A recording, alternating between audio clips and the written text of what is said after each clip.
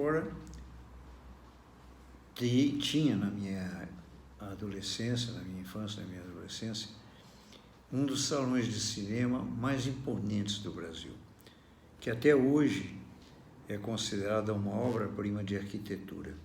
É o Cine Central, o famoso Cine Central Juiz de Fora. Eu morava perto do Cine Central. Eu morava na Rua Batista de Oliveira, mas antes tinha morado na Rua Santos Dumont. Então, depois do almoço, eu saía da minha casa, mais da Rua Santos Dumont. Eu descia pelo Espírito Santo, entrava na Batista de Oliveira e ia para o Cinema Central, assistir à tarde, o que era muito frequente nas cidades do interior, os filmes. E quase todos eles eram originários da produção de Hollywood, e a temática girava muito em torno da conquista do Oeste, do cowboy e do índio. Mas o que me chamava muito a atenção era o fato de que os filmes sempre tinham um caráter épico. A fundamentação heróica, ela sempre habitou o imaginário do cinema norte-americano em geral e particularmente o chamado filme de cowboy. Bom, para você ter uma ideia o quanto tudo isso me impressionou, muitos anos depois eu escrevi um livro chamado Psicologia em Curta-Metragem, que hoje é considerado, não só no Brasil, mas internacionalmente, uma das obras referenciais importantes de imagética. Livro esse no qual eu coloco diretores de cinema, filmes, atores, protagonistas, temáticas, enredos no divã. Ou seja, eu fiz uma relação, por exemplo, Tropa de Elite, não é? Eu trouxe para cá, no imaginário, obviamente, Glauber Rocha, e deitei aqui no divã e convidei a que ele comentasse um pouco da sua obra. Aliás, por sinal, quero consignar aqui minha saudade pessoal do Glauber. Nós tivemos a oportunidade de cruzar em alguns momentos das nossas vidas de maneira muito profunda. Mas também trouxe, por exemplo, Kurosawa, para mim um ícone mestre do cinema de todos os tempos. Agora, o que me agradava profundamente nos filmes de cowboy, e principalmente na trilha sonora, né, do cinema norte-americano, e que posteriormente eu sempre associei também com a música gospel, que era a música que acompanhava os sermões no Instituto Granbury, que era o colégio onde eu estudava, que era de missionários protestantes, né? Então, existia um substratum de inconsciente muito profundo numa identificação com a ideia do mocinho contra o bandido. O romanesco que circundava em torno dessas questões desses filmes, né, sempre me lembravam e posteriormente me remeteram, no cinema japonês, por exemplo, ao samurai. Se eu tiver condição de tempo, uma hora eu vou me deter para escrever um ensaio sobre isso, o cowboy e o samurai. Porque quais são as grandes características que me encantavam num e no outro? Sim. Primeiro, no cowboy, Uhum. né? E mesmo na música country americana, que tem essa batida de avalanche, de superação, de valorização da força e do voluntarismo individual, que são todos elementos carismáticos do herói. Sim. Este é o herói. Uhum. E que também são elementos formadores da gestalt, do estilo, do personagem do samurai. 7 Homens e um Destino, tanto é que foi filmado também numa réplica norte-americana dos 7 Samurais.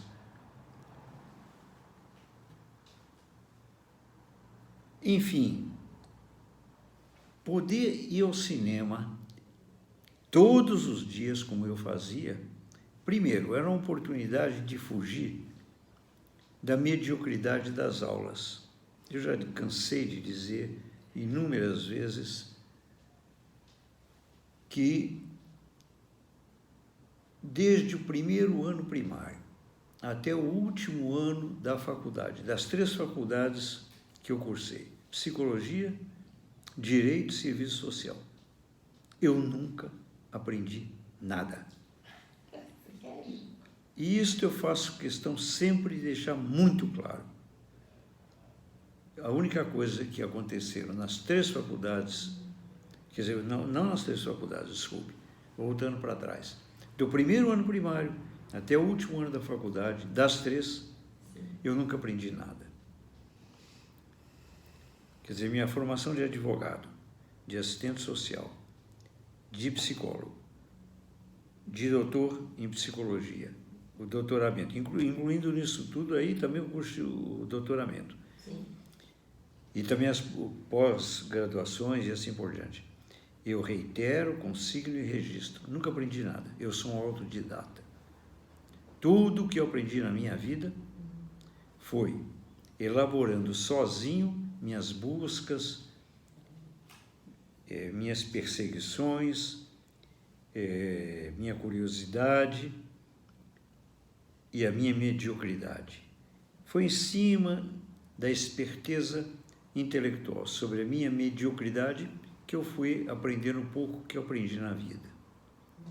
Mas não veio das formações, não vieram das formações clássicas. Inclusive, tenho uma experiência que eu já contei e que justifica tudo isso. Então, se você me perguntar, bom, você ir no cinema e daí? Daí que lá é que eu aprendi a viver. Na rua? No cinema. No cinema.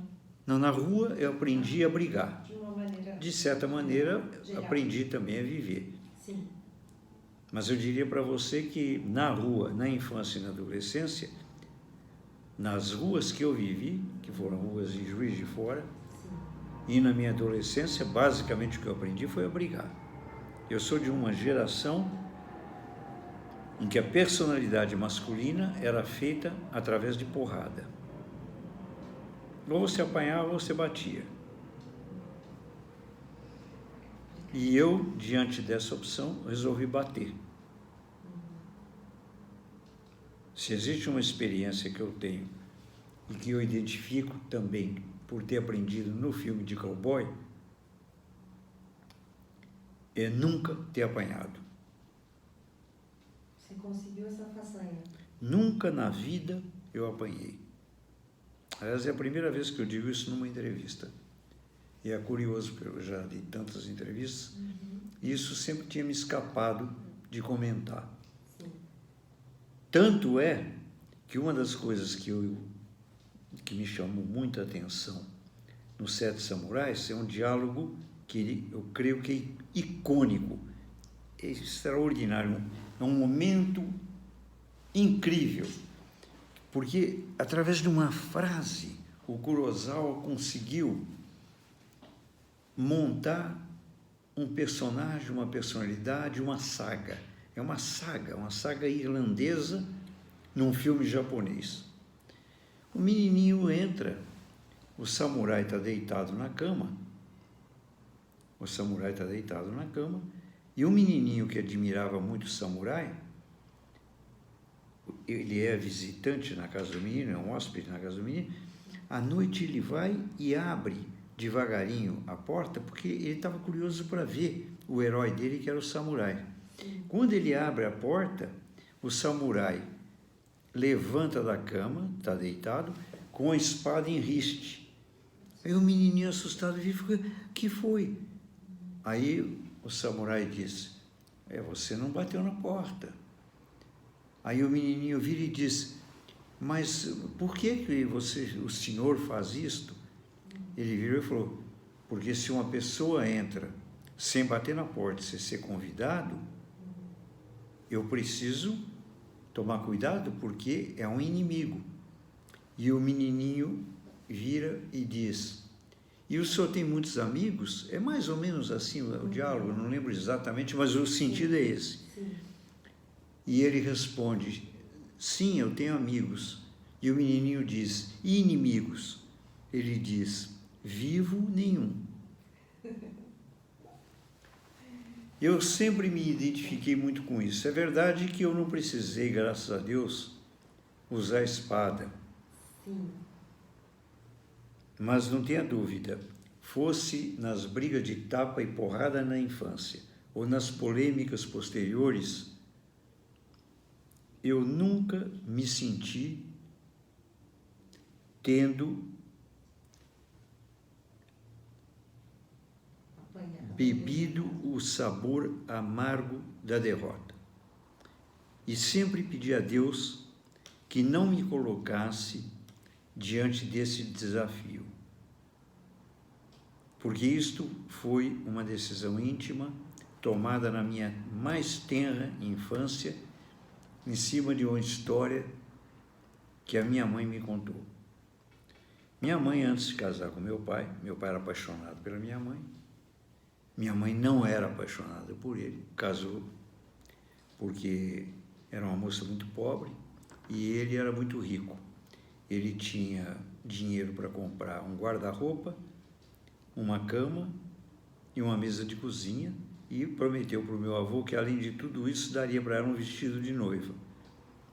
E meu avô, que era miserável, falou, aproveita porque esse homem rico, não é toda esquina que encontra um homem rico desse. Minha mãe deu o golpe do baú no meu pai e casou com ele, porque ele deu toda essa fortuna para ela. Posteriormente, ela acabou se apaixonando por ele, mas construíram esse amor. Mas ele era assim, um apaixonado total pela minha mãe. Mas ela tinha sido noiva antes, e esse noivado tinha marcado muito ela pela circunstância e o episódio que eu vou contar. Ela tinha sido noiva de um rapaz, e sim, desse rapaz, pelo que ela me contava, ela era apaixonada.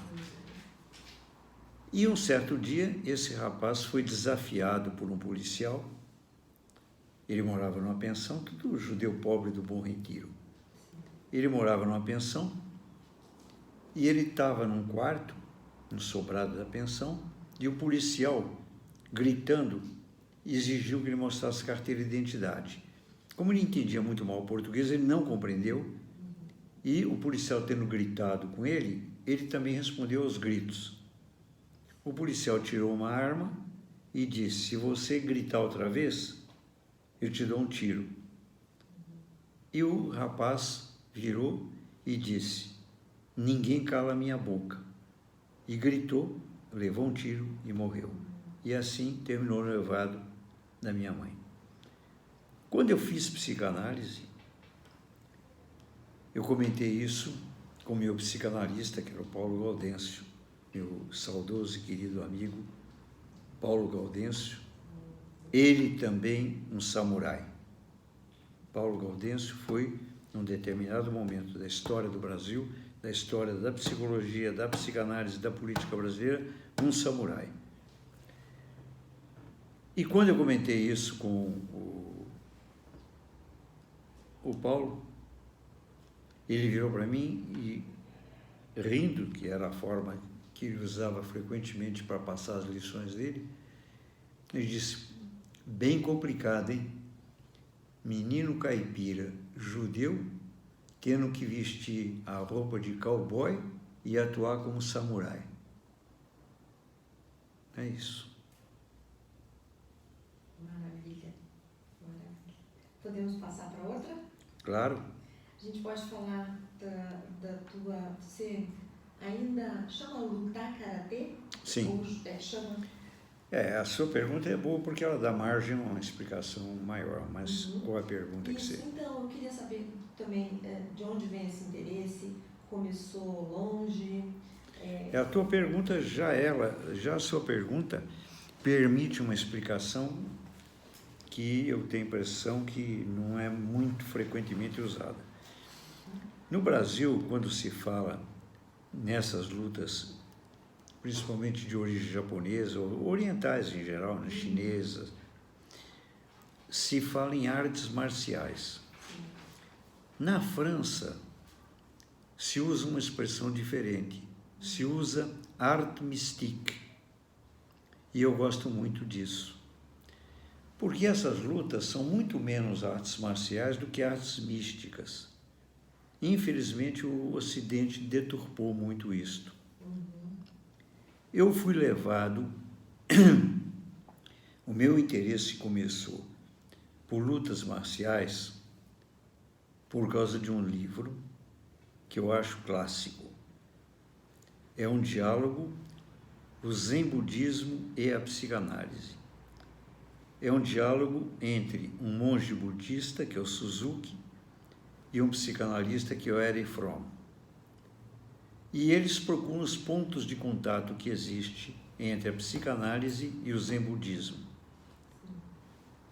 E eu sempre fiz a correlação, logo que eu comecei a me interessar por artes marciais e por psicanálise, com as questões do corpo e da mente, através da expressão, que nos últimos anos me levou a criar uma outra visão e perspectiva da imagética. Eu acho que, de certa maneira, nós somos o que nós demonstramos ser. E, en passant, me lembra aquela frase do Oscar Wilde: só as pessoas... eu não me lembro bem como é que ele coloca, mas é mais ou menos assim, que só as pessoas, talvez desinteressadas, não emprestam importância à aparência. E tem gente que acha que quando ele fala em aparência, ele está dizendo na roupinha. Ele não está falando na roupinha. Ele está falando na aparência, no sentido de que o nosso corpo, ele informa quem nós somos, inclusive para a gente.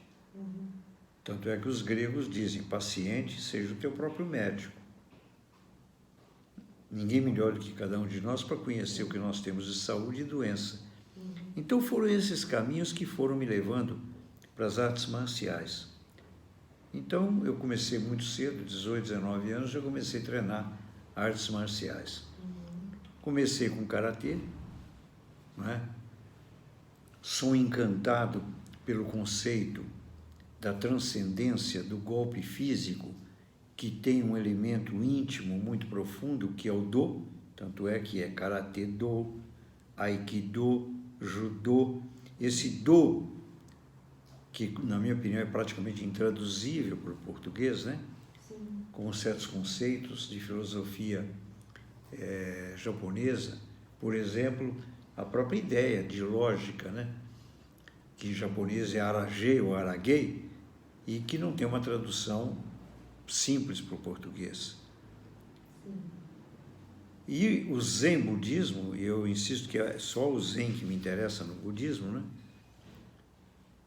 Ele tem este contato que transforma o nosso corpo permanentemente numa micropotência, que eu acredito que é também um dos objetivos da psicanálise. Então, a vida inteira eu tenho treinado. Treinei... Basicamente, o que eu mais treinei foi karatê, né? Mas treinei também 2 anos Tai Chi Chuan e agora faço aquilo